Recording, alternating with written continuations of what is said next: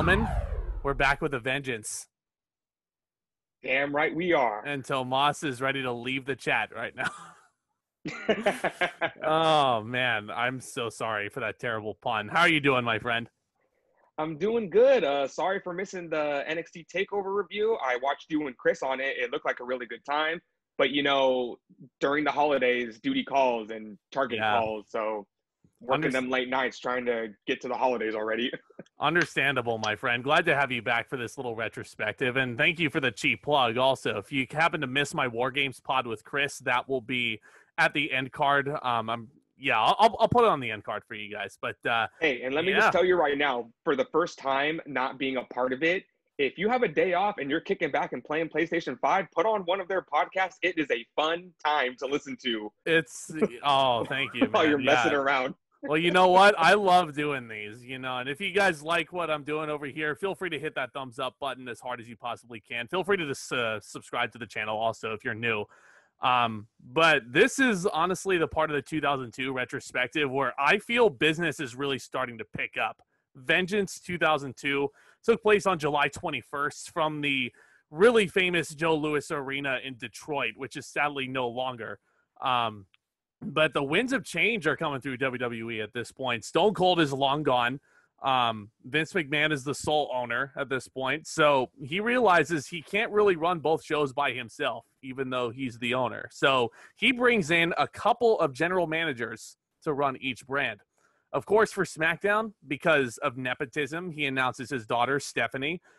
And for Monday Night Raw, he announces Eric Bischoff.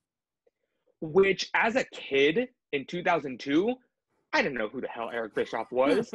If I was a lot older, like in my 20s during that time, I'm pretty sure everyone around the world collectively shit their pants when they saw Eric Bischoff, sworn enemy of WWE, and basically head booker and head producer of World Championship Wrestling, the rivals of WWE, show up on WWE TV and say that kayfabe, he's going to run Monday Night Raw. Yeah. Very, very strange times.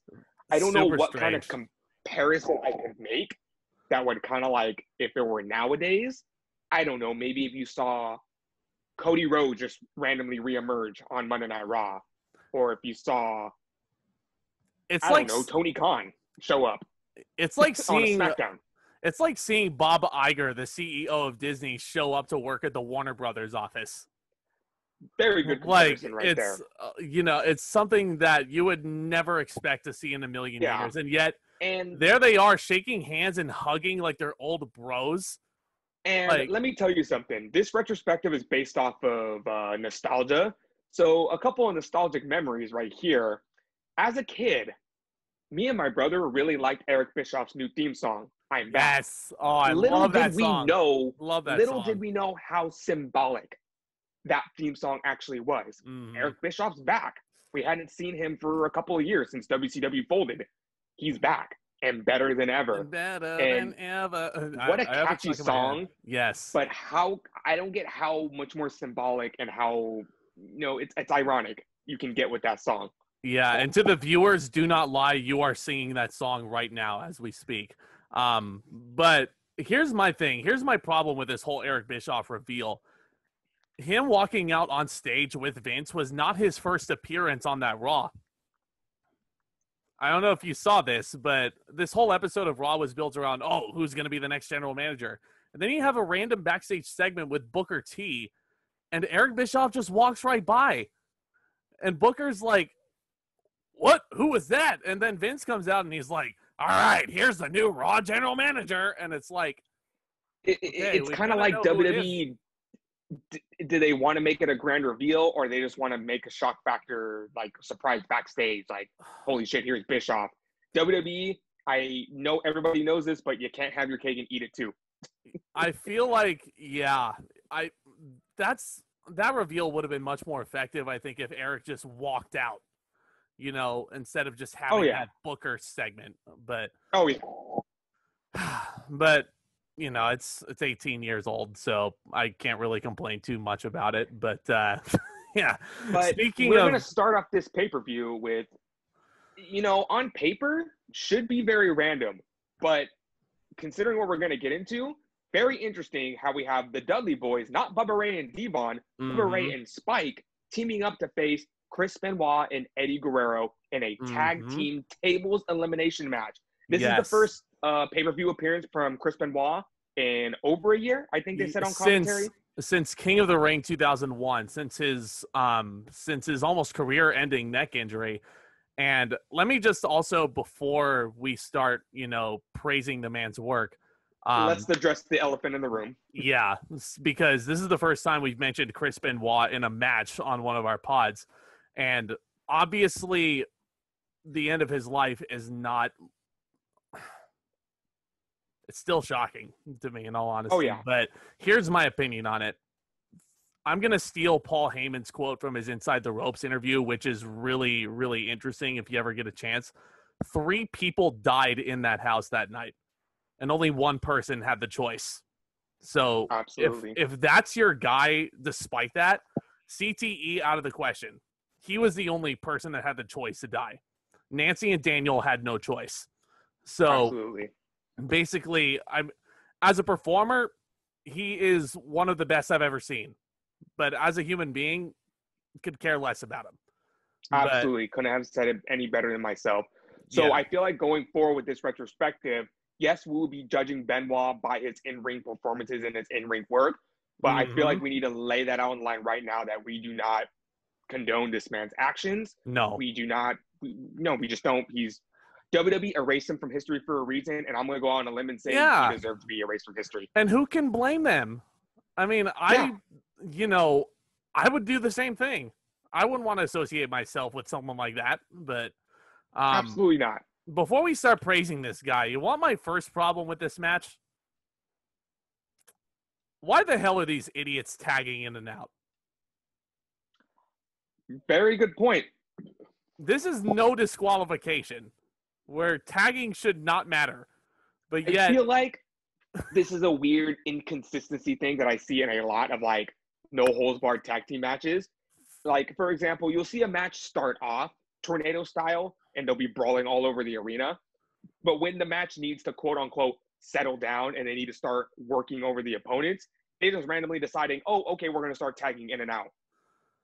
You don't have to do that. It should have been tornado from the get-go because, once they finally did get the tables, the match became really fun. But before we get into the good parts of this match, I think the theme of this match for me has to be inconsistency because you talk about tagging in and out. For me, they introduced this very weird and very inconsistent rule in the match, which I'm glad they don't do to this day. It's kind of the same thing they do with steel cage matches, but I'm glad they don't do it to this day. So, for example, if an opponent someone sets up their opponent on a table and then goes off the top rope and their opponent moves out of the way and they go through the table, apparently that doesn't count. It doesn't. Even though the rules state if you go through a table, you lose or are eliminated. But Michael Cole and Taz stayed on commentary, no, it needs to be an offensive move from the opponent for it to count. And I feel like that's incredibly inconsistent because if you go through a table, you go through a table. If that's the case, then Sheamus should have never won the WWE Championship in 2009 because John Cena fell off the top rope. You can't put yourself through a table. If that's the case, Big Show should have never lost the Intercontinental title to Cody Rhodes at Extreme Rules 2012. Remember that? Exactly. He took a step off the apron and it broke the table, and that's how Cody won the title. You remember that? So I know this is probably only a one-time thing, and they've WWE has altered the rules to keep it permanent. That if you go through a table, you go through a table. It just kind of bugged me in this match that, it's kind of like how selective, like I just said with steel cage matches. Some steel cage matches you can win by pinfall or submission. Some cage matches you can only win by escaping the cage. And I just feel like keep the rules consistent and don't just make them selective for whatever match you're trying to book. The biggest offender of that is the Hardy Boys versus the Bar from Extreme Rules a couple years ago. Yeah, that was the only way you could win that match. Yeah, that was the cage match, yeah. Yeah, where the only way you could win that match is by escape. And I'm just thinking, all of a sudden WWE is making this cage match escape only? Like, come on, consistency, WWE. I know that's very hard for you to do, but consistency. Yeah, I agree. But again, speaking of consistency, there was it operated like a normal tag match from the get-go, and it really should not have. Like, if there's no disqualifications, especially, Benoit and Eddie should not be making an effort to double team Bubba Ray Dudley behind referee Jack Doan's back. And Jack Doan, in return, should not be stopping Spike Dudley from running in to even the odds when it's 2-on-1. That's some classic WCW TNA Vince Russo psychology right there. There's no disqualification. Exactly, yeah. If a match is no disqualification, you should not have to distract the referee or do something behind their back in any sort of fashion. It's no disqualification. And with that being said, this is where I'm going to start praising the match. Yeah. I feel like Eddie Guerrero has been in a handful of tag teams, and the one he had with Benoit here was one of the better ones. I think Eddie and Benoit gelled together so well because they're best friends in real life. Mm-hmm. Well, we're best friends in real life.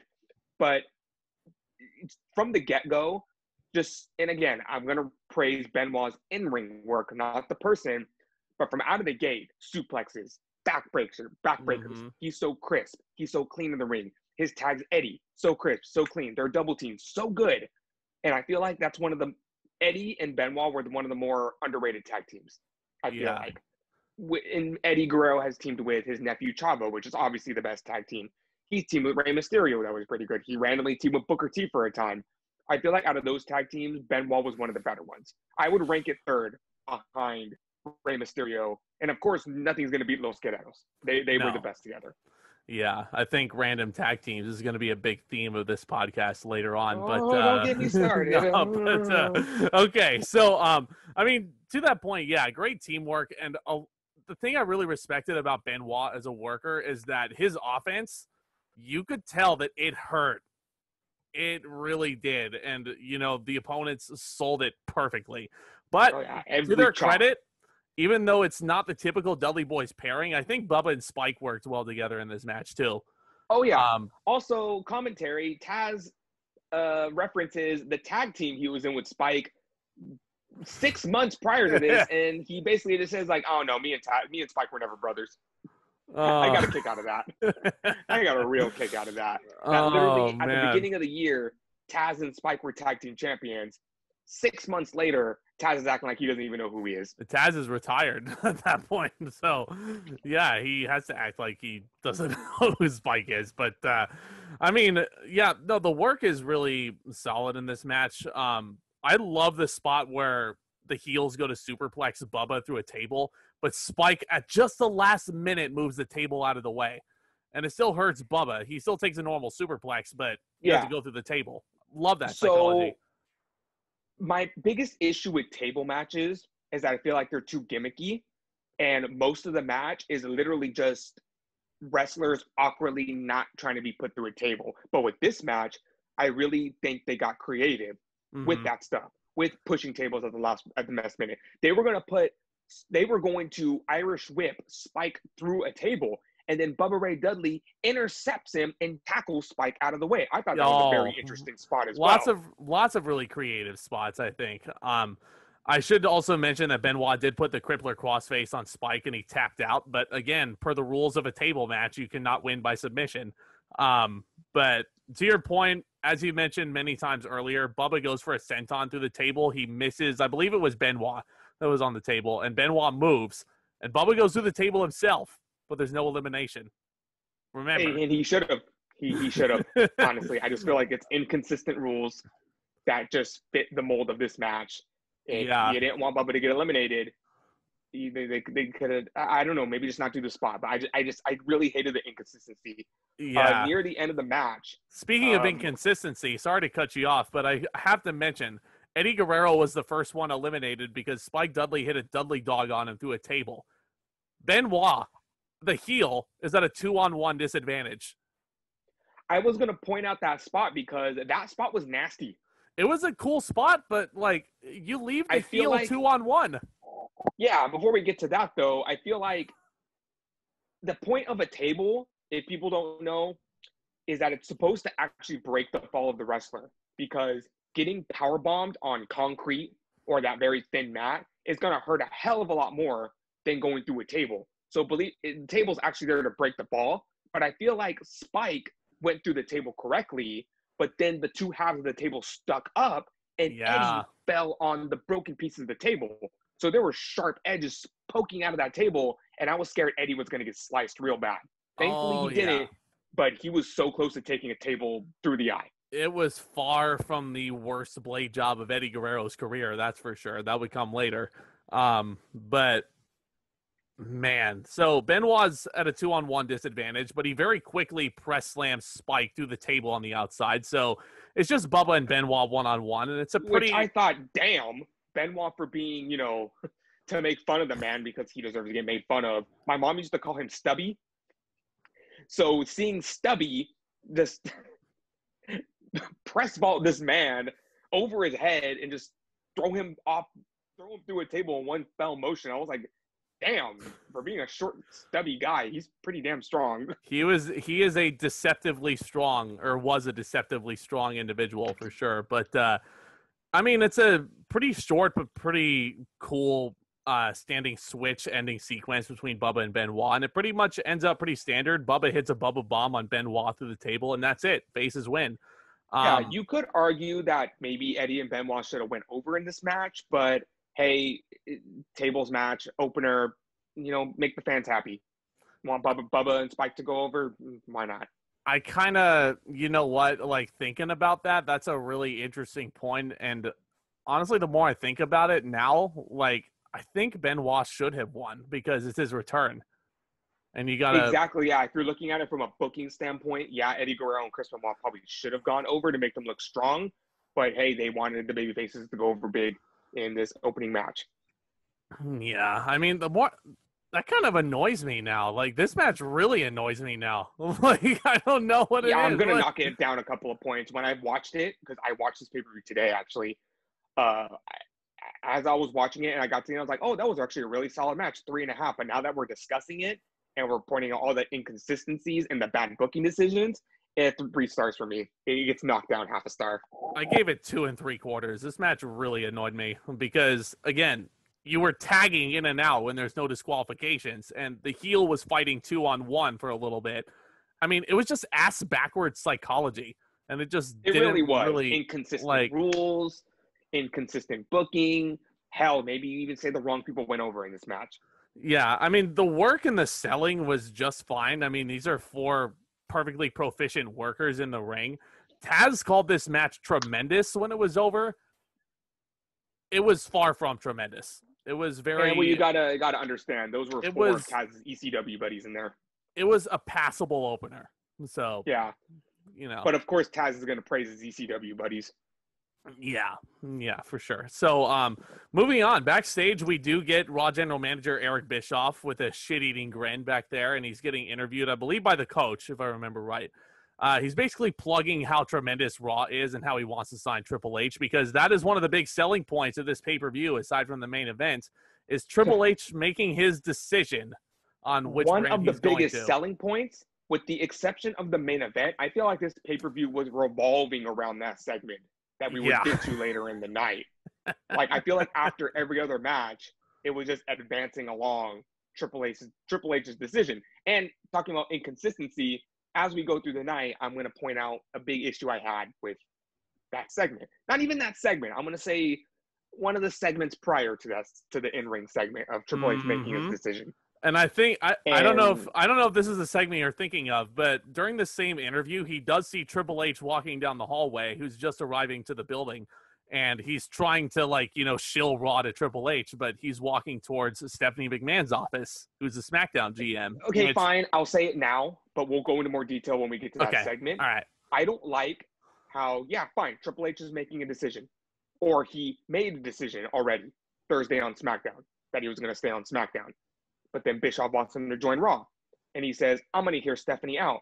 But I thought he already agreed to SmackDown. But then later on in the night, Triple H says he signed with SmackDown. Okay, so it should be a done deal. Then they go out to the ring, and apparently Triple H is still undecided. Yeah.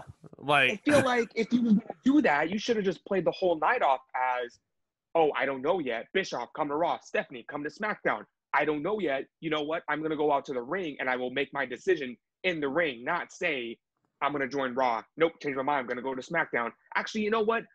I'm going to go out there and make a decision, even though I clearly just said I'm going to SmackDown. It just didn't feel like they had like much of a cohesive plan with this whole Triple H arc on this show. Yeah, despite the whole pay-per-view revolving around this, not counting the main event. Yes. But going from that little segment to a very cohesive plan for the Cruiserweight Championship, Jamie Noble defending against Billy Kidman, two extremely proficient workers in the ring. They're both currently producers right now. If there are three names synonymous to the Cruiserweight division when I first started watching, Noble, Kidman, and Rey Mysterio. And we'll get to Rey Mysterio soon enough, but I have so many fond memories of Jamie Noble and Billy Kidman just tearing it up in the ring. You know how last pod during King of the Ring, I was praising Jamie Noble so much for being such a good wrestler and understanding the business and having such a dedication to his character. Oh yeah. Billy Kidman. I have good memories of Billy Kidman. Billy Kidman is a fantastic athlete. But personality-wise, he's a piece of cardboard. He is kind of vanilla, but I mean, very vanilla. They would give him a banger of a theme song a few months after this, and he comes out to kind of a generic like Jim Johnston rock anthem. But I mean, so Jamie Noble's character is perfect right now. Peak. Yes, 100%. Dedication to the point where Taz and Michael Cole are saying on commentary that the Cruiserweight Championship has helped Noble out so much that he was able to buy a new trailer and he was able to buy a new truck. Just so much dedication to that redneck character. But here's, again, with Kidman, if Kidman wasn't a fantastic athlete, I wouldn't care less about him. Watching this match, it really made me realize that Kidman is absolutely amazing in the ring, but looking back at his WWE run and his WCW run, absolute plank of wood. Yeah. No personality, no charisma. That was a guy who Hulk Hogan refused to put over in the year 2000. I mean, not to like say anything like, bad to either one of those. Kidman. No, but, he's just fantastic. But I mean, but doesn't deserve to get buried or anything, but when I see him out there, it's just like total plank of wood. I did really enjoy the story of this match. Jamie Noble did use his girlfriend Nydia as a distraction at one point, which would become a big story, like surrounding a lot of Noble's Cruiserweight title defenses. He used Nydia for the distraction, and then he does a move to Kidman's arm on the outside, and then there's the bullseye. Kidman selling that arm for the rest of the match. Oh, yeah. And again, Kidman retained that consistency. It wasn't like he stopped selling the arm by the end. He was a one-armed man in an ass-kicking contest. And, and that just attributes more to Noble's just understanding of the business and what a ring psychologist he is. To be able to focus the match on that one body part. And again, him and Kid, I will say this. There was no meat to this match like the one with Hurricane Helms. There was no meat to the storyline. It was just a title match. But that doesn't mean I didn't enjoy everything that Noble and Kidman did, because this was the first match they had, but this was not the last one. And I have mentioned in the past how they had a banger of a match on Velocity. Yes. Even better than this match. And this match is amazing too. They would definitely have match, it was a little short. It was a little short, and it was a little predictable, I think, because Jamie Noble had just won the Cruiserweight title the month before, and his character, like you said, was peak of Jamie Noble.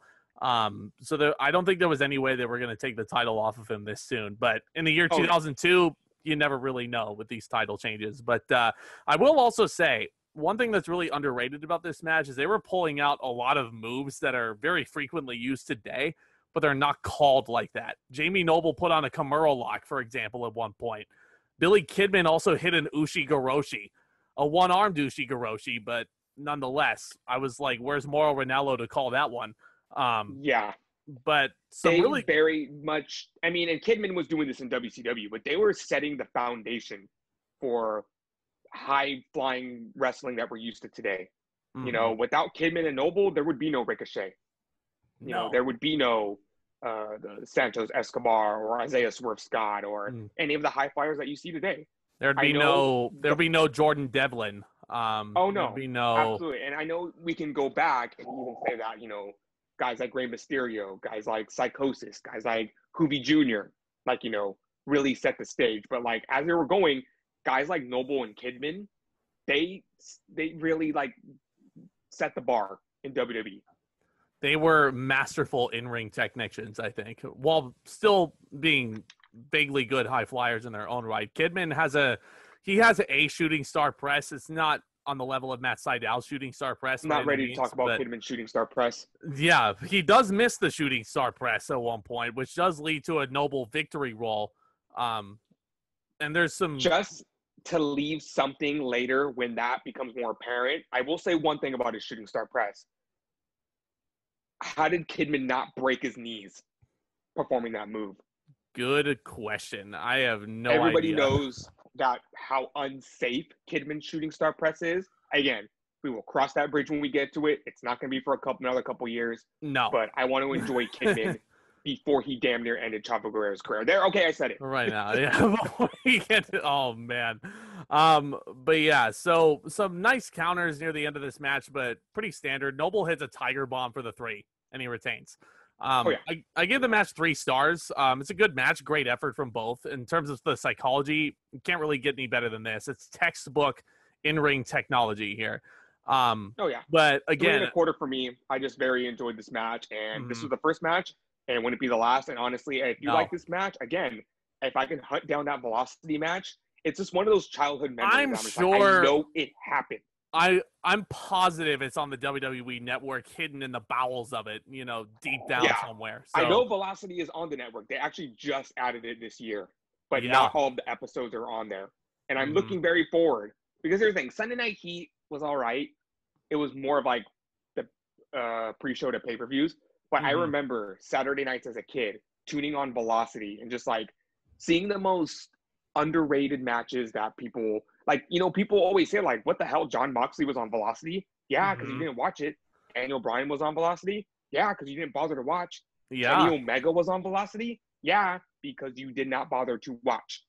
Yep, it was the C show before Main Event ever became the C show these days. But oh yay! In my notes, next up we have another excellent Kurt Angle interview where he's running down the Detroit motor industry. He throws in a couple of really nice jabs in there, but this is a monumental Kurt Angle promo because this is his first run-in with the tandem of Brock Lesnar and Paul Heyman. And basically, Paul is introducing Brock to Kurt, and he's like, let me introduce you to the next Intercontinental Champion and your opponent at SummerSlam, Brock Lesnar. Neither of which would happen. Spoilers. But Kurt kind of, you know, he throws in a couple of nice little verbal jabs at him, and then Brock just gets really close to him after refusing a handshake, and he's like, good luck tonight, Kurt. It's just like he walks setting the away. Stage. Little did anyone know that would be setting the stage for the main event of WrestleMania. Right. And then Kurt with the line of the segment. After Brock leaves, he says, I hate pompous people. Oh, yeah. Oh, man. What a hypocrite in character. But oh, man. But just to remind everybody, Brock Lesnar won the King of the Ring tournament the month prior, and he'd be getting a WWE championship match at SummerSlam. Which, can I just say, I'm glad they actually let this build instead of just giving Lesnar the shot at vengeance. Me too. Because, I mean, if he got the shot at vengeance, we wouldn't have gotten the amazing main event we would have gotten. But exactly. We would have got Taker and Lesnar a whole 2 months earlier. Yeah. But in any case, speaking of championships, what do we got? Next up for the European Championship, Jeff Hardy and William Regal. This match was just... Ugh. It existed. Instead of talking about what happened in the match, I'm going to talk about a couple of things that have to do with the match. Number one, this was really depressing for a couple of reasons. Number one, this would be the beginning of the end for the European title. It actually, if I could cut you off, this was actually the final European Championship match ever. Because I do remember as a kid, Jeff Hardy had the European title, and then all of a sudden he didn't. Yeah, the next night on Raw, the Intercontinental title and the European title basically were merged together in a unification match, and then the European title was just retired. So, yeah, RVD beats Jeff Hardy and essentially just retains the Intercontinental title, and now there's no more. So watching this match, it just kind of made me for a couple reasons. Number one, the European title didn't mean anything. Number two, at the beginning of the year, William Regal was the Intercontinental Champion. He was feuding with Edge. He fought RVD at WrestleMania, and now he's being reduced to the sniveling crybaby. I will say, win the European title. Yeah, they were trying to get the gimmick over where Regal was like a big old crybaby after the match, not to the level of Christian throwing temper tantrums, not that level of entertainment or memorability, but just, I mean, you got to give him credit for trying to make it work, because it was kind of funny. Here you have this tough as nails, straight out of Blackpool, you know, bare knuckle brawler that honestly, if looks could kill, we would all be in a grave right now. And now he's crying because he can't win a title? But crying. I know Regal's known for doing some embarrassing stuff in his career, like being the only one to willingly kiss Vince's bare ass on TV. But you look back at his career and you look at moments like this, it's like Regal does not deserve this. And I think that's part of what made William Regal so funny. And in a sense, or so great rather. And in a sense, this is like the whole point of comedy. Because again, if looks could kill, William Regal would be just lethal. He'd be a Bond villain. Maybe even worse than a Bond villain. But the fact that he's doing all this ridiculous crap, I think makes it all the funnier. I mean, wrestling fans have gone as far as saying that William Regal is the greatest wrestler to have never won a world title. I agree. I definitely agree with that. And another thing with this match is that, and this isn't sad, this is funny. This is back in 2002, and WWE is already giving Jeff Hardy the rub. They love Jeff Hardy. They are all over Jeff Hardy. They're talking about how much they love Jeff Hardy. They're talking about how popular he is. They're just putting Jeff Hardy over, and I'm just like, 18 years later in 2020, they're still trying to push Jeff Hardy. Well, he did have a killer ladder match with The Undertaker for the world title on Raw a few weeks before this. He did, and this was the beginning. Ever since they split up the Hardy Boys the very first time this time, WWE has always wanted Jeff Hardy to be a main eventer. But I feel like the only person Jeff Hardy has the blame. Yeah, and I feel like the only person Jeff Hardy has the blame for not being a main eventer in WWE is Jeff Hardy. Yeah. Because he keeps screwing up. But, I mean, we're not here to really talk about that either. Time. Not about that, but I will say they tried to push him this time. A year later, he'd be out of the company in TNA. He came back again, and they tried to push him again. Kept screwing up. Finally put the world title on him. He's out of the door again. Wants to be in TNA. Years later, 2017, he comes back. And he's teaming with Matt Hardy. And WWE says, you know what? Maybe fourth time's the charm. Let's give Jeff Hardy the push. And he fucks up again. So you know my feelings about Jeff Hardy. How many second chances does this guy get? And I know that's the cliche nowadays. To the point where wrestlers point it out in feuds. But I feel like it's true. Like, how many chances is this guy going to get? I don't know, man. Nothing against Jeff Hardy. No. I feel like I have a love-hate relationship with the guy. But, you know, there's a lot of truth to what people say about him. Oh, of course. Yeah. And you are right. But as far as this match goes, like, these two just hit their usual spots, and Jeff rolls him up for the 3 count. Whoop-de-doo. Star and a half. Star and a half. This might have been on Raw. Might have been a little generous. Fine ring work, but these guys got absolutely no time to work because they had to save some of that time for a damn segment on pay-per-view.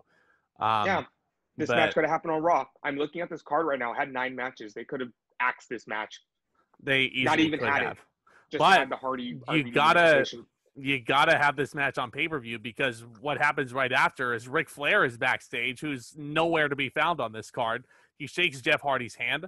Hulk Hogan then shows up and he shakes Jeff Hardy's hand. And the rub of Jeff Hardy continues in this segment. Yep. And hey, speaking of giving somebody the rub, are you ready Because, ladies and gentlemen, here we are in 2002. Whoa. What's up? Okay, so next match, Chris Jericho. He's fighting this guy, John. Yes, John. Cena? The pay-per-view John Cena? debut of one man that is just. His name is John Cena. Prank call jab. Insert that in there in the edit. But yeah, John Cena. Chris Jericho's fighting this scrub named John Cena. I know. This guy's gonna be nothing. He's gonna get released 6 months later. Who the hell is he? Let me look this guy up. John Cena. He looks vanilla. Yeah. Looks greener than grass. Oh goodness. I hope you're looking at the pictures of him from like a decade after this. There was no way in 2002 that I would have believed, like, if I were 20 years old instead of like 5 years old, there was no way I would look at this guy and be like, oh, that guy's going to be the face of the next generation. But okay, in all seriousness, yes, Chris Jericho is facing John Cena in his pay-per-view debut. A man that would become synonymous with professional wrestling. People call Cena the second coming of Hulk Hogan because they feel like there has not been a wrestling star as popular as Cena since Hogan, since The Rock, since Stone Cold Steve Austin. Mm-hmm. And this was the very beginning of his career. This was weeks removed from the infamous John Cena answering Kurt Angle's open challenge on SmackDown, saying ruthless aggression and giving him that open palm slap, which led to a damn good match between Cena and Angle on SmackDown. It was so good. One of the best matches on SmackDown that year, I could argue. But and Cena was this close to beating him. But now Jericho, we have this Cena guy, and WWE is trying to get him over. Yep. So the first thing you got to do is you got to put him in the ring with someone credible, someone that can work, someone that can make Cena look good, and someone that can take a loss. Mm-hmm. And honestly, who better than Jericho? The first ever undisputed champion, mind you, who was actually supposed to be wrestling Edge on this show, but you know, we'll get to him. Edge is busy. But so John Cena walks out and he's wearing the Detroit Red Wings colors on his weird little cyclist shorts, and that would be like one of the main ingredients of what would basically become the Doctor of Thugonomics gimmick. He would walk out basically in whatever local sports teams like basketball jerseys or baseball jerseys just to get that cheap pop. Back in the day, it was just generic cyclist pants and they would be the team's colors. And here's the Detroit Red Wings because they're in the Joe. So let me ask you something. Yeah. As a kid, when you saw John Cena for the first time, what did you think? I thought he would be like, oh, he's just going to be a guy that's roaming about the mid-card, and then, you know, that'd just be it. But what'd you think? I remember that episode of SmackDown where Cena came out and he slapped Angle. I remember saying, oh, damn, he got up in Angle's face. And, you know, I remember just looking at him and going like, who knows? And I feel like Cena's rise to stardom, and we're going to be talking about Cena a lot, especially in the next year. Mm-hmm. I feel like it just happened. Like, it did. He was getting popular, he was picking up steam, and then boom!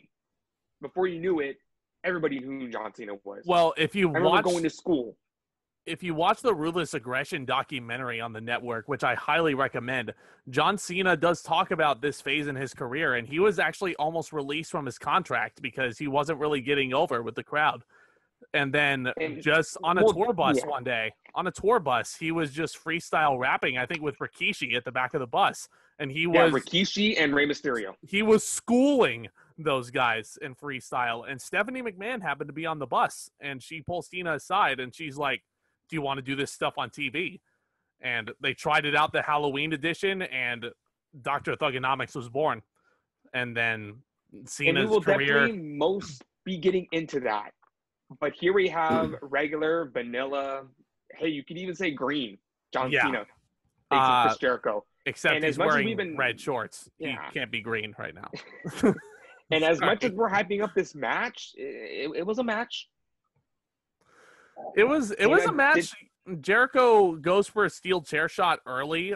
He runs to the outside. Cena ducks, and then Cena hits him with the chair, but there's no disqualification there, remember, because the bell did not Bell ring. hasn't rung yet. Nope, he hit Jericho with the chair. I feel like Cena did some things. Jericho sold for him. Jericho made him look good.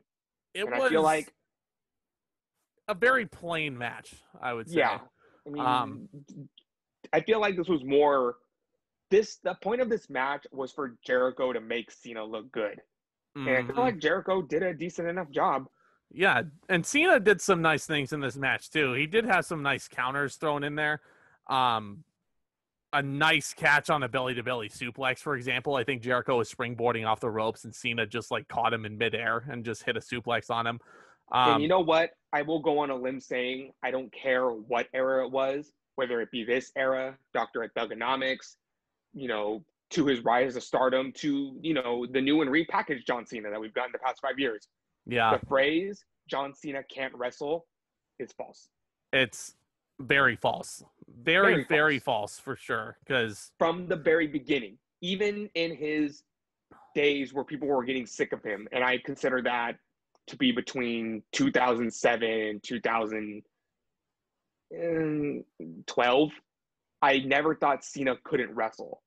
No. I do think there were times where Cena was getting lazy, and I do think there were times where Cena was phoning it in, but I never ever thought to myself, John Cena is a bad wrestler, because that is a false statement. And even in this match, he showed that he could work.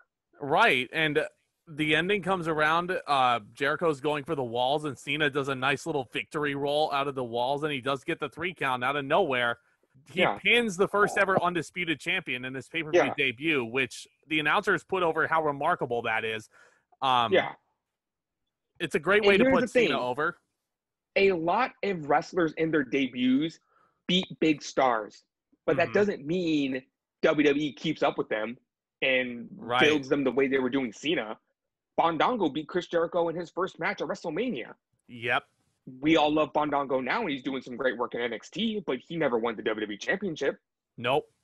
He did not. Zach Gowen, who we will talk about later in this retrospective, Zach Gowen defeated the Big Show in his debut match.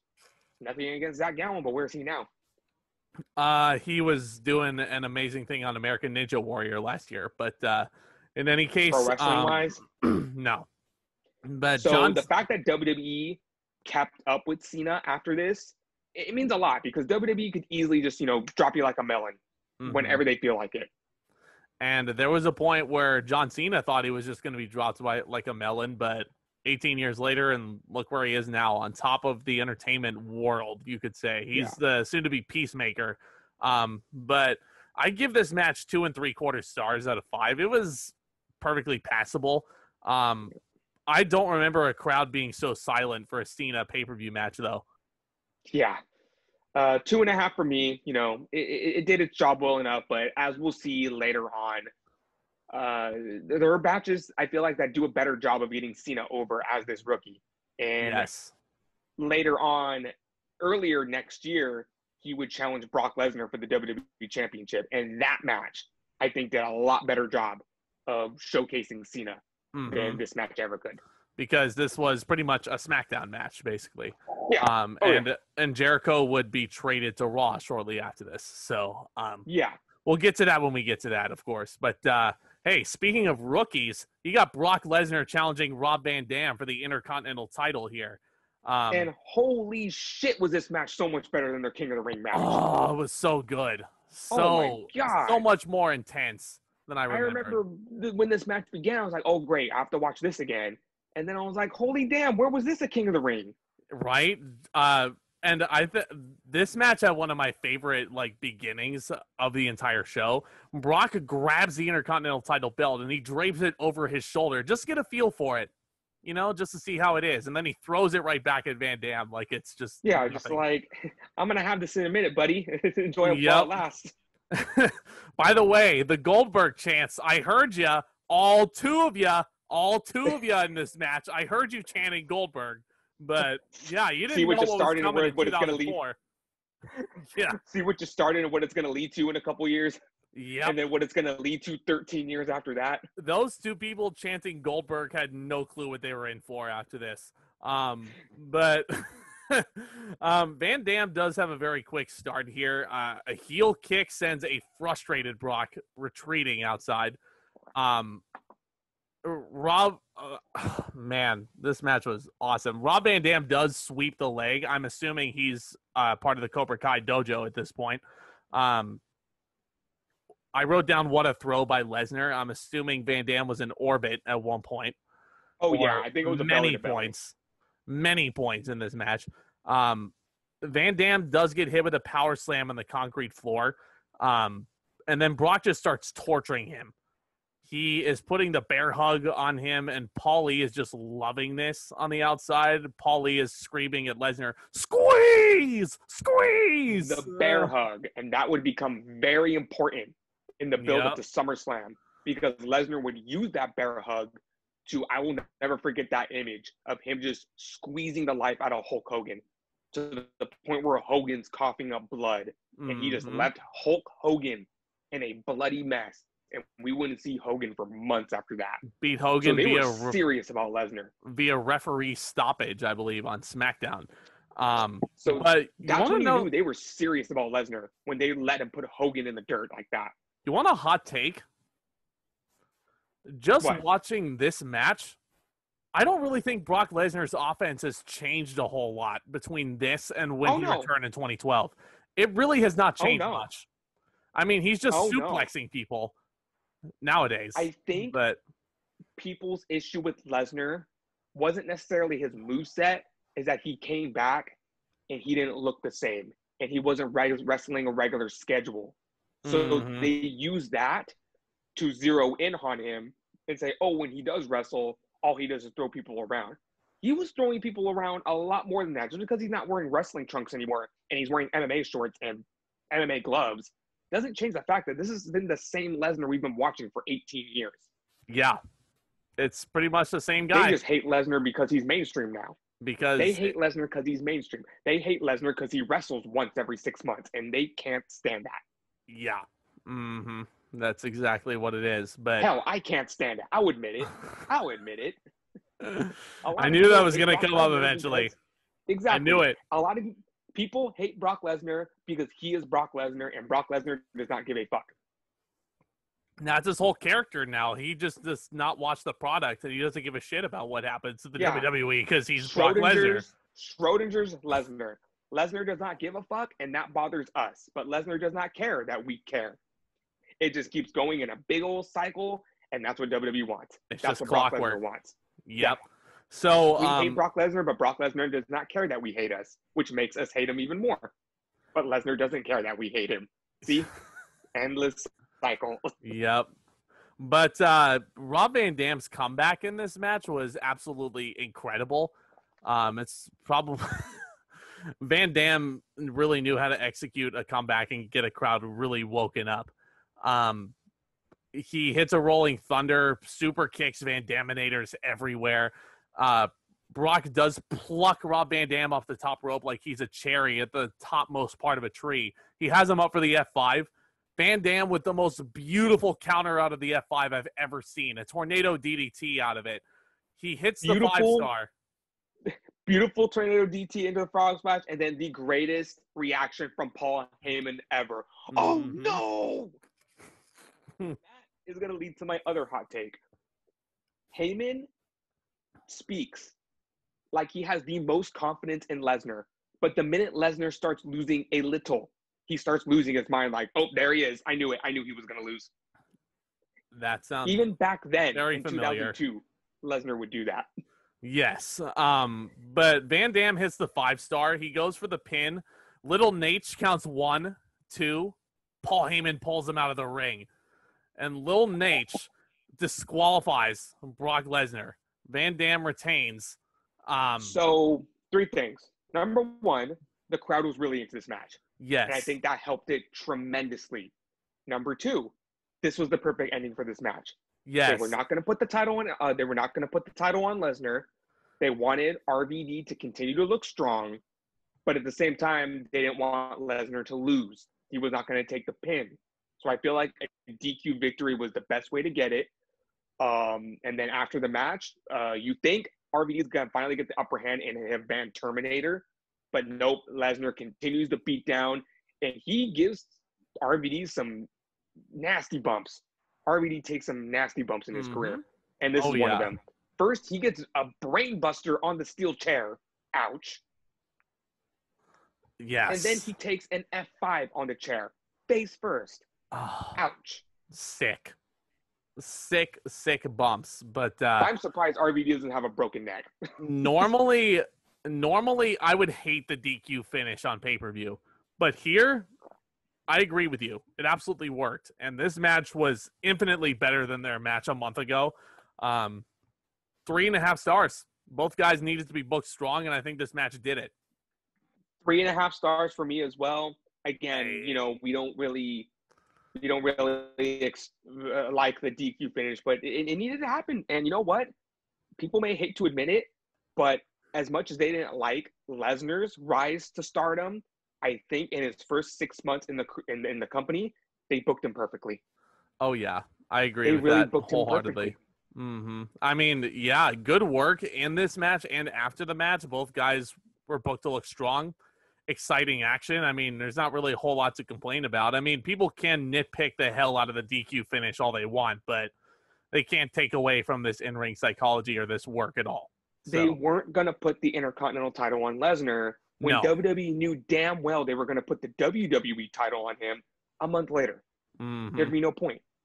And then RVD loses the Intercontinental title to someone else anyway later on. So yeah, and people would say, oh, what if Lesnar wins the title and just hold it for a night? And that makes him look horrible. You know, again, they were hell-bent on putting the world title on Lesnar as his first championship. They couldn't mess up the plans. This was literally the only way. Yeah. And it wouldn't make sense for Lesnar to face RVD and the Intercontinental title not be on the line.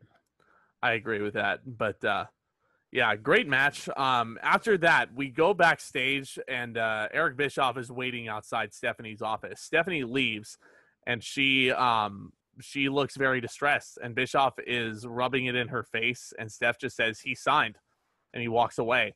Triple H exits the office, and he starts berating him about why would he sign with SmackDown? Why would he do this? Why would he do that? And then Triple H pulls a really weird bait and switch where he's like, those papers I signed, they were my divorce papers.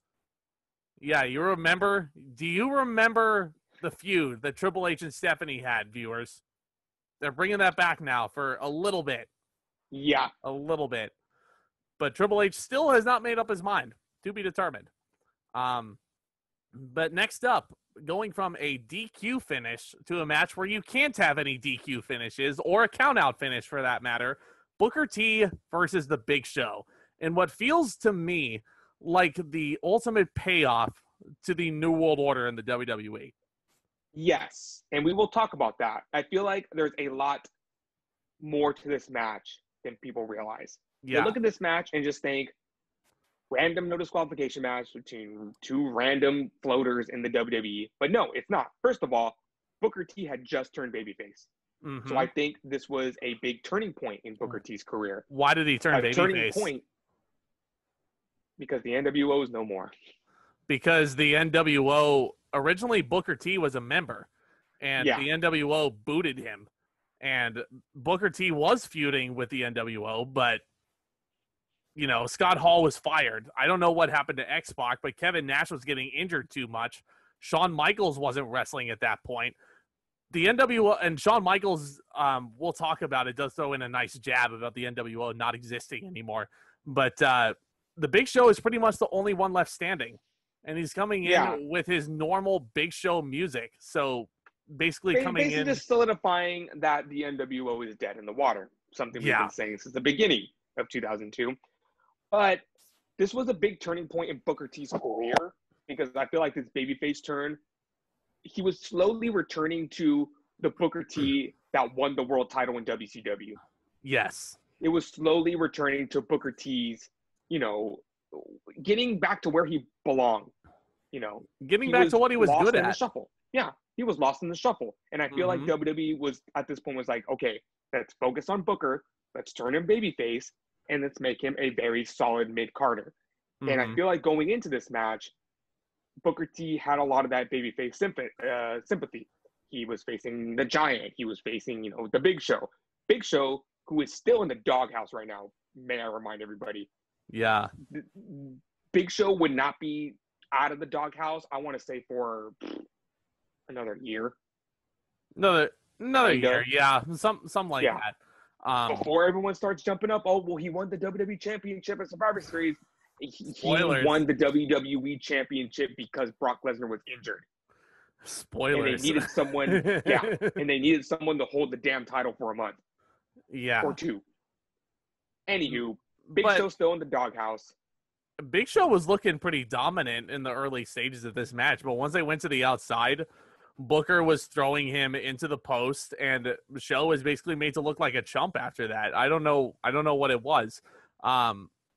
Book is choking Big Show with the camera cord, and then he hits the scissors kick through the announce table, which I thought was a really neat spot.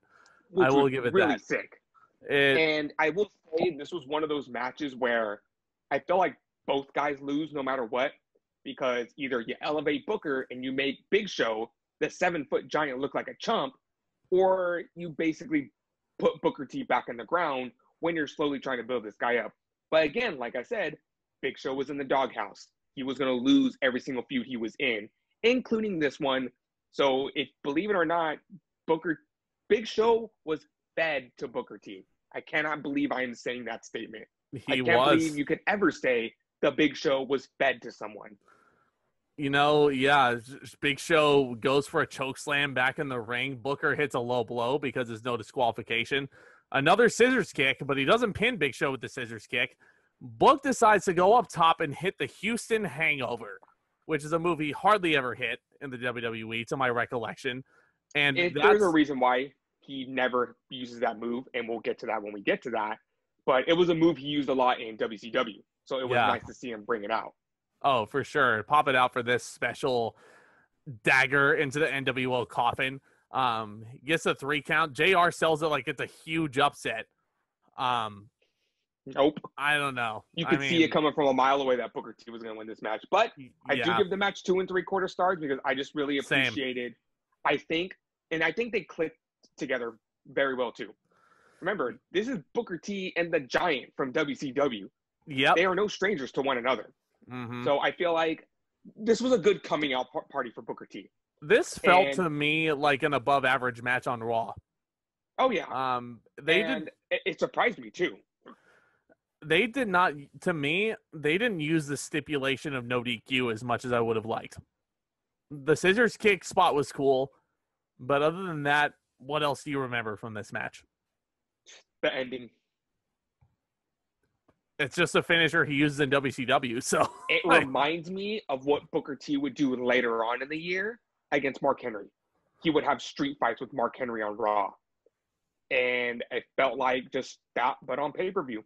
And it didn't need to be on pay-per-view. Mm-hmm. But again, this was a good coming out party for Booker T. And this is when Booker T was finally starting to just accept this friendship with Goldust.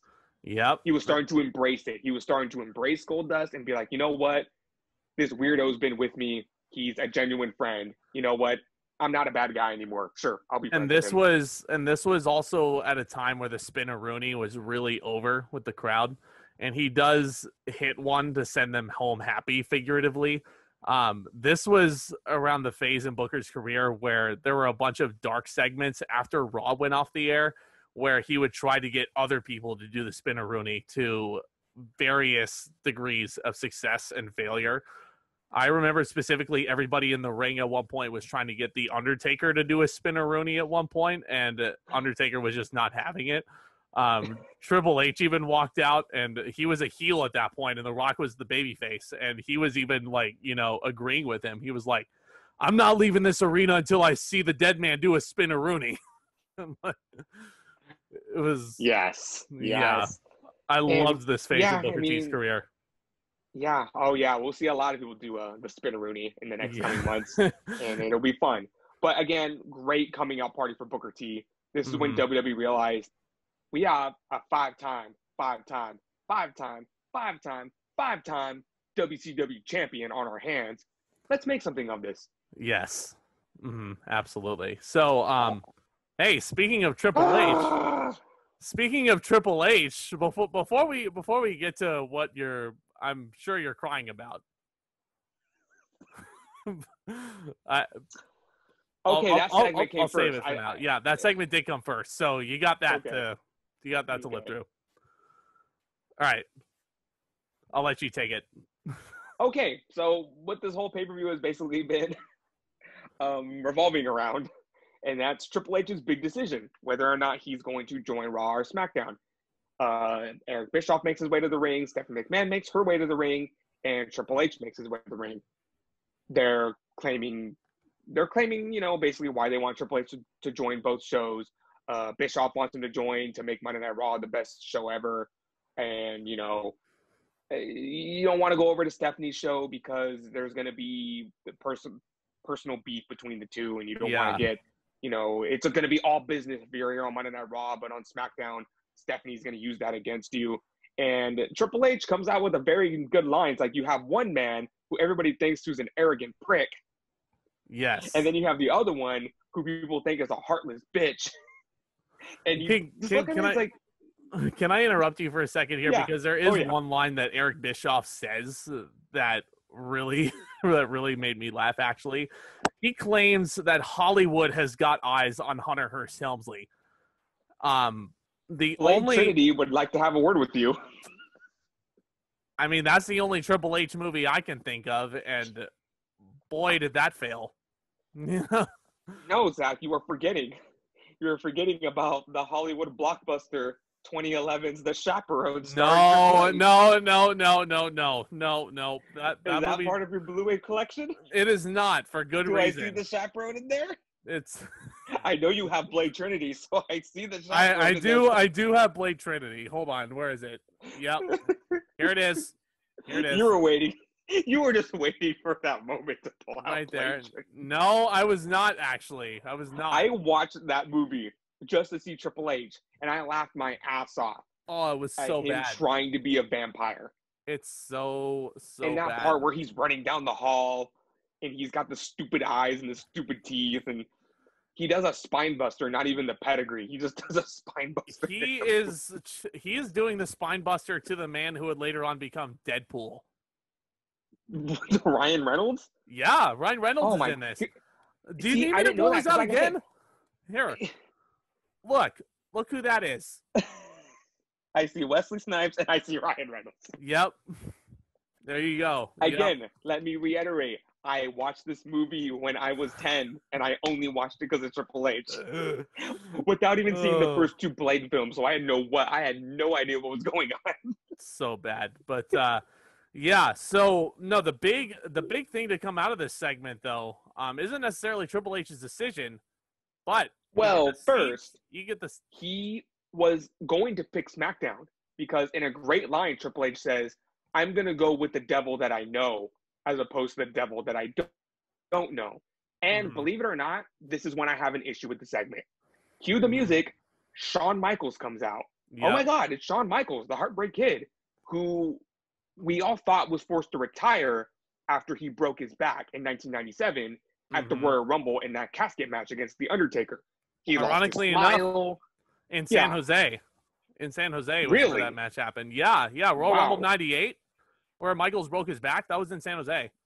Oh my gosh, I didn't know that. Yeah, fun fact.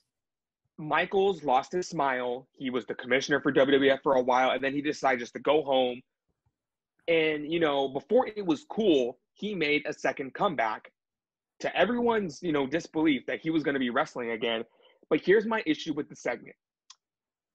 Shawn Michaels came back 2 weeks later as part of the NWO. Oh my God, this faction is dead. Yeah. Why did they even bother with that? And this would have skyrocketed this pay-per-view a lot more if they would have saved Shawn Michaels' return for this segment. This was the jab I was talking about earlier.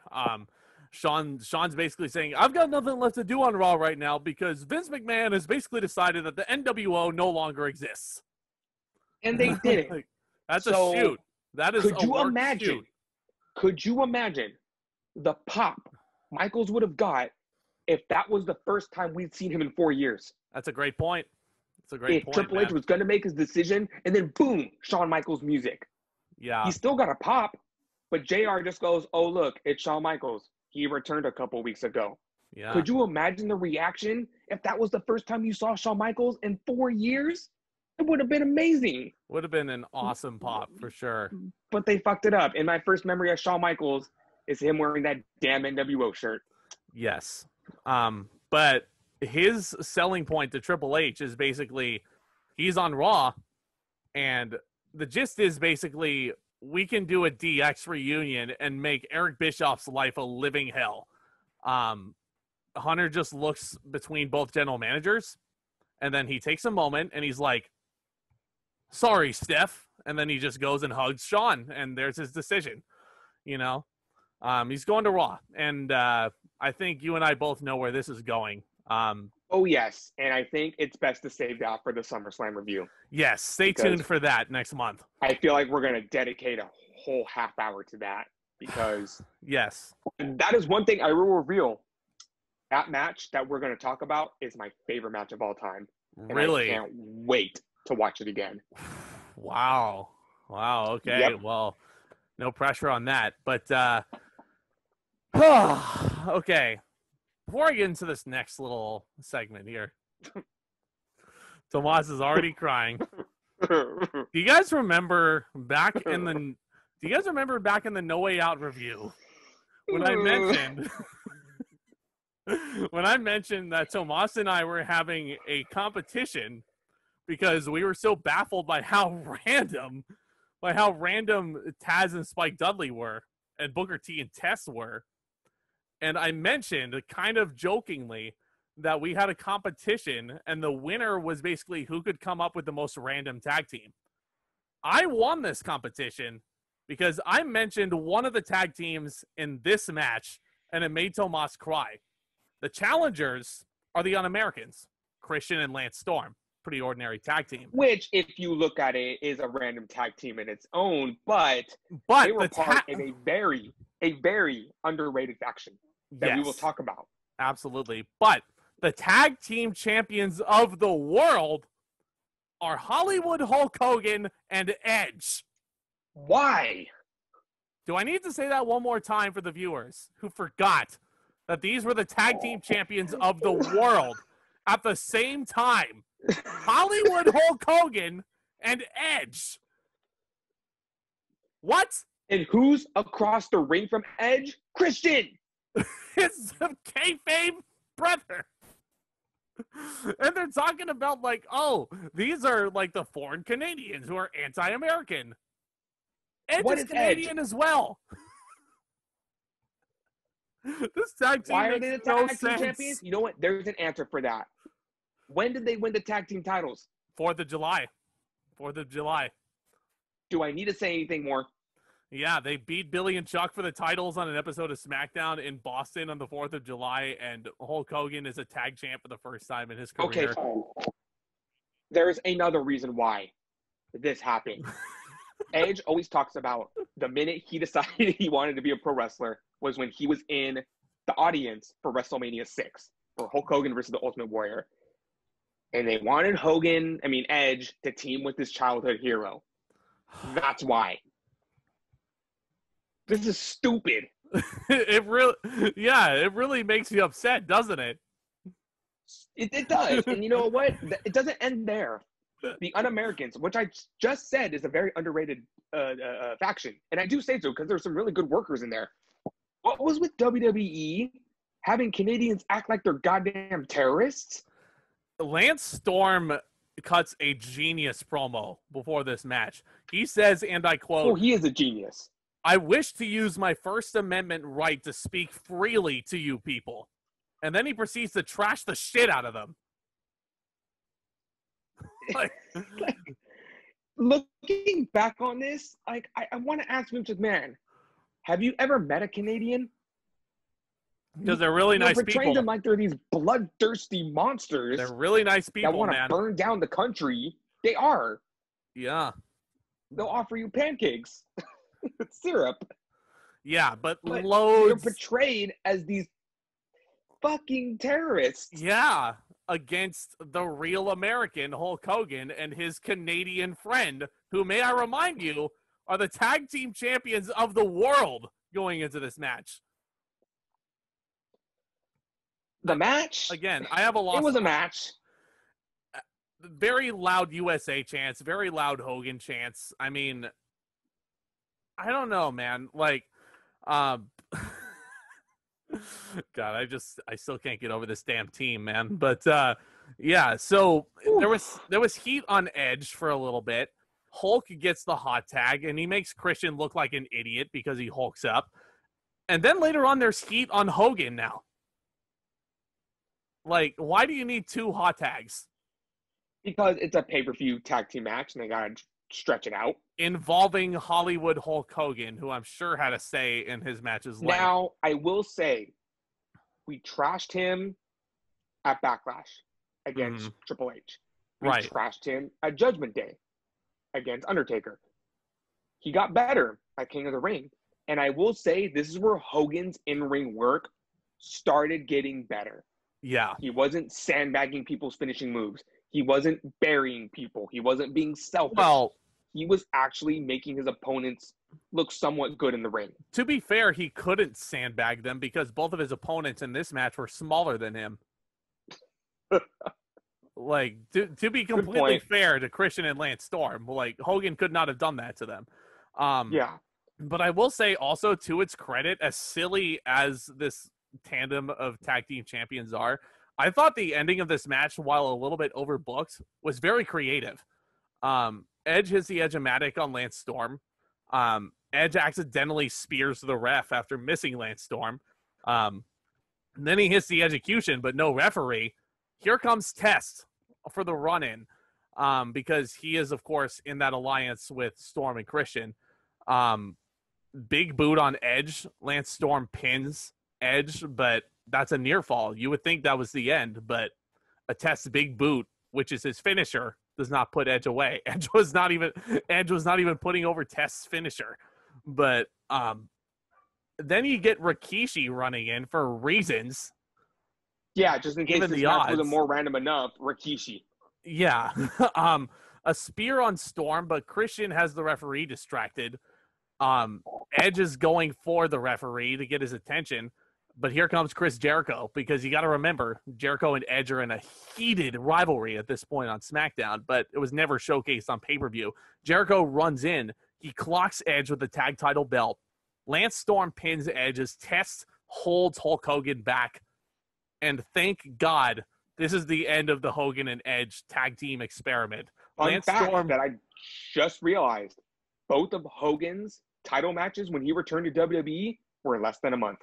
Yep, they were. For a month at longest. His WWE Championship run and his tag team title run, Hogan would never hold another title again in WWE.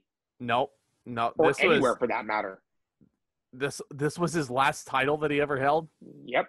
This was the tag team titles for the last time Hogan had ever held a title. Than that, did he ever win the tag team titles with Macho Man? No. Because this could be his only tag team title run. It was. They were putting it over because I actually watched that July 4th episode of SmackDown to prep for this. The announcers did mention that this was the first time Hogan ever won the tag team titles. He never won them with Randy Savage. He won them with Edge. The Mega Powers never held the tag team titles, but Hogan and Edge did. But I mean, I gave this match 3 stars. I think this was a fine textbook tag team match. Like, it was fun while it lasted. I think this team is weird enough that they could still make a tag match enjoyable. But so, okay, here's my other issue with the match. Remember what I said earlier about WWE treating Canadians like they're goddamn terrorists? JR is livid on commentary after this match, treating these Canadians like they're Al-Qaeda and just putting them down like, oh, how dare they win the tag team titles? They interrupt the national anthem on 4th of July, and the two evil Canadian foreign scum. They did. Like, God damn, JR, chill out. They did do that, though, to be completely fair. They did, but is that really the worst thing you could do? Well, I mean, if like I'm not going to get political on here, but but but yeah, thank God that this would be the end of the Hogan and Edge tag team. And yeah, a And fair point what you're saying. I totally get what you're saying. But goddamn, they were treating the un-Americans like they were Nazis.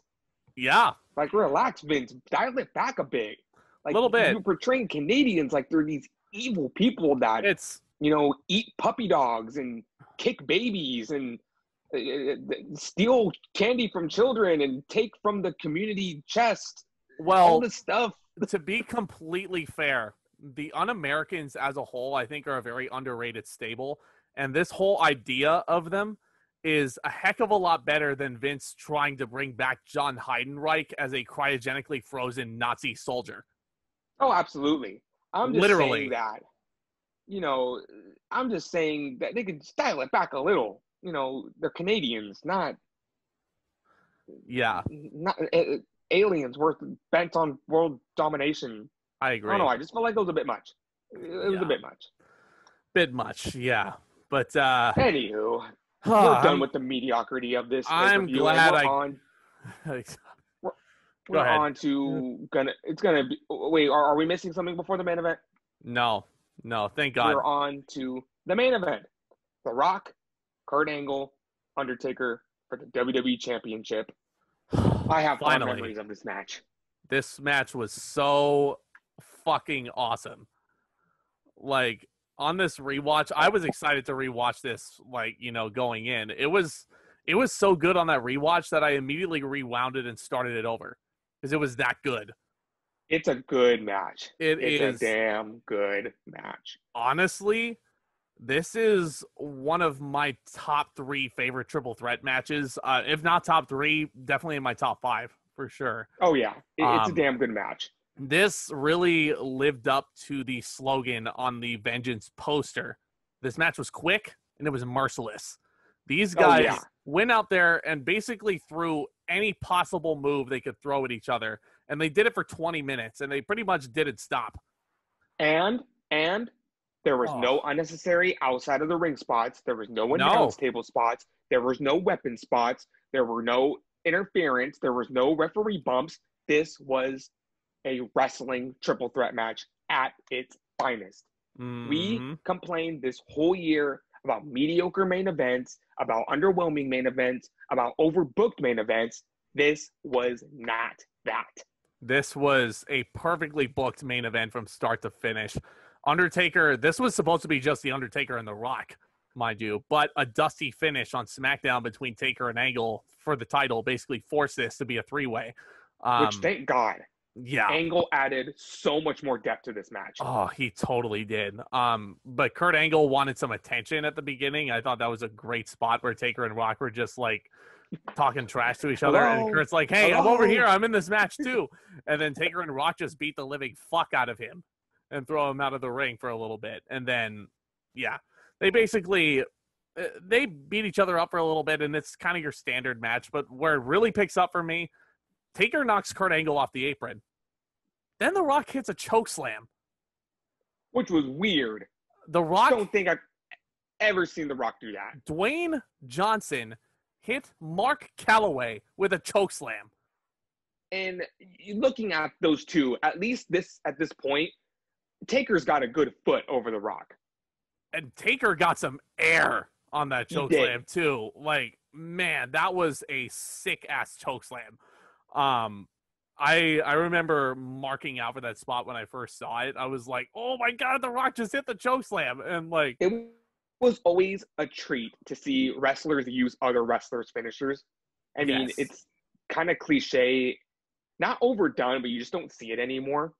But, seeing Chris Jericho use a Stone Cold Stunner, or seeing The Rock use a Stone Cold Stunner, seeing, seeing later in the match, The Undertaker used the angle slam. Undertaker used the angle slam. The Rock had the ankle locked in on Kurt Angle, and the Kurt hit a rock bottom. It's you don't see that anymore, and I thought it was cool. That finisher switch is one of my favorite things about this match, honestly. It was so neat. And, how they were selling each other's finishers just, Oh man, Taker looked so terrified that The Rock had him in that spot for the chokeslam too.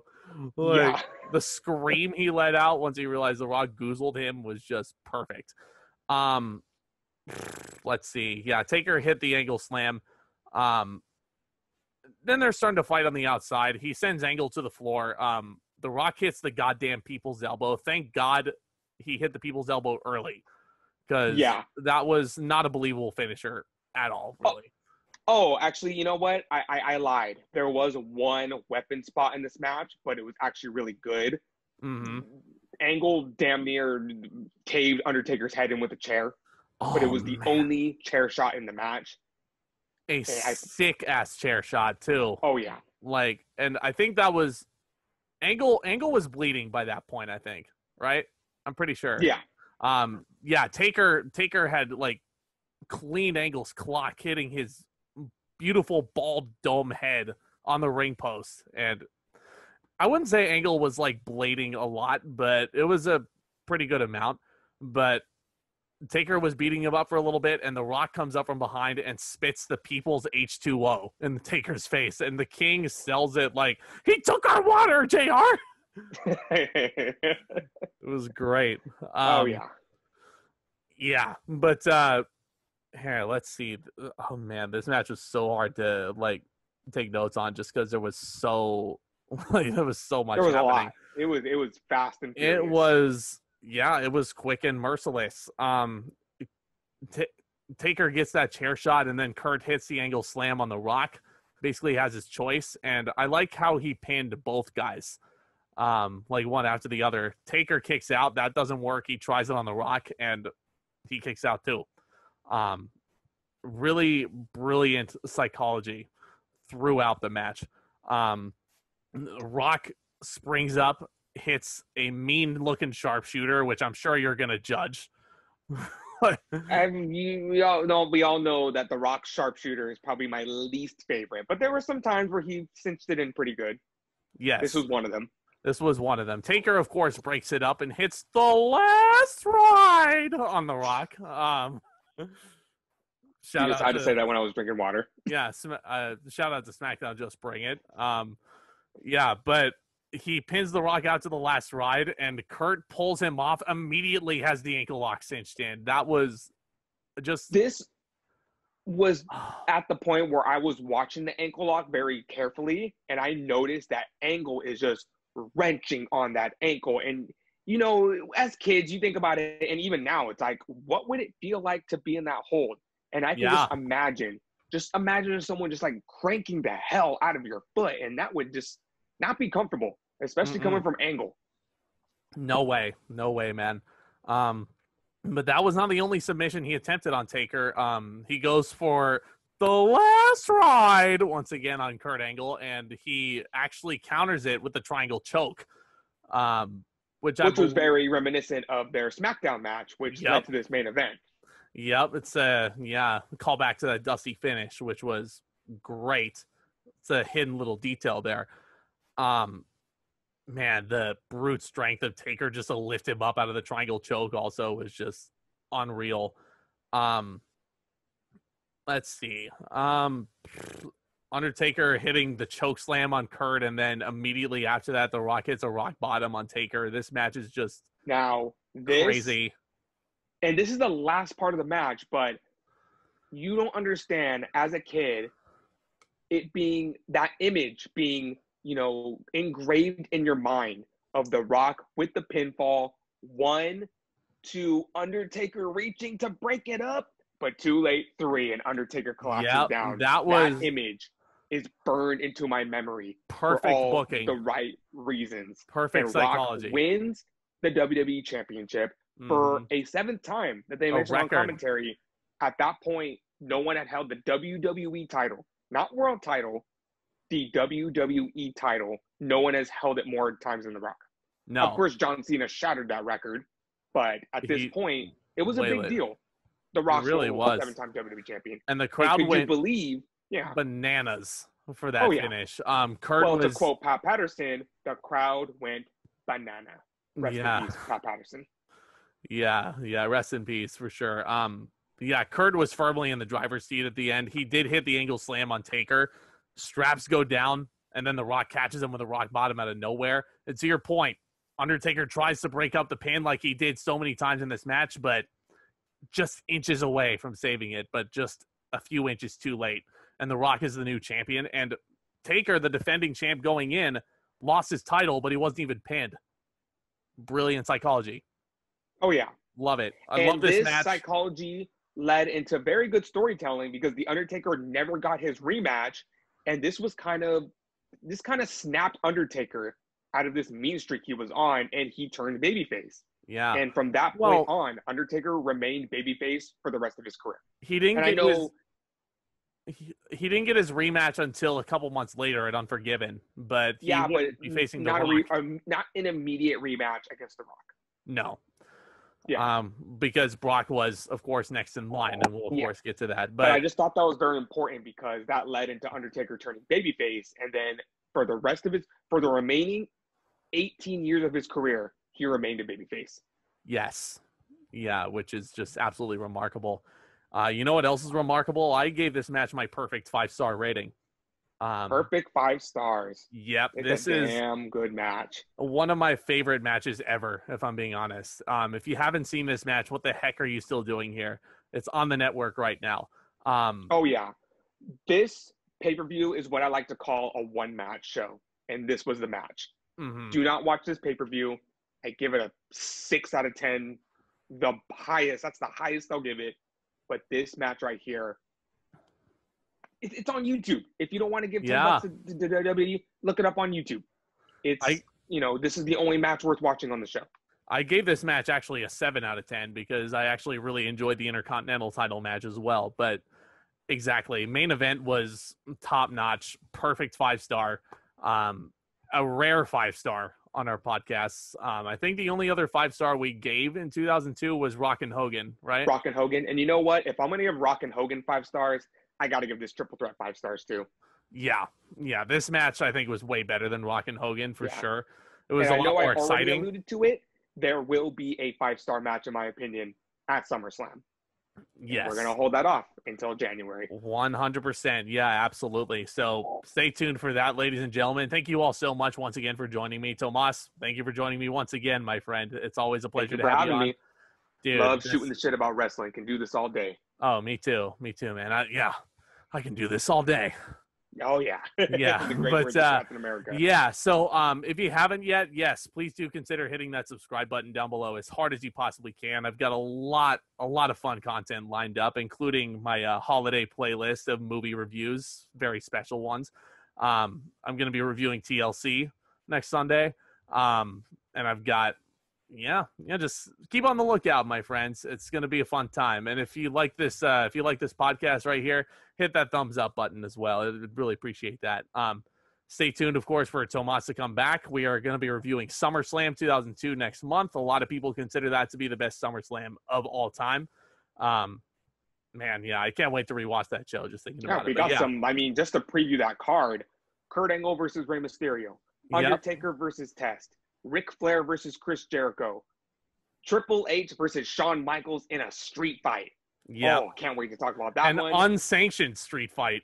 Unsanctioned street fight, and your main event for the WWE Championship, Brock Lesnar versus The Rock. It's a very stacked card, and I'm looking very forward to watching this. Me too. I'm looking forward to watching it and discussing it on the channel because I love doing it with you, Tomas, and I love doing it with all of you folks. So thanks guys again for tuning in. With all that being said, Back Talk, commence.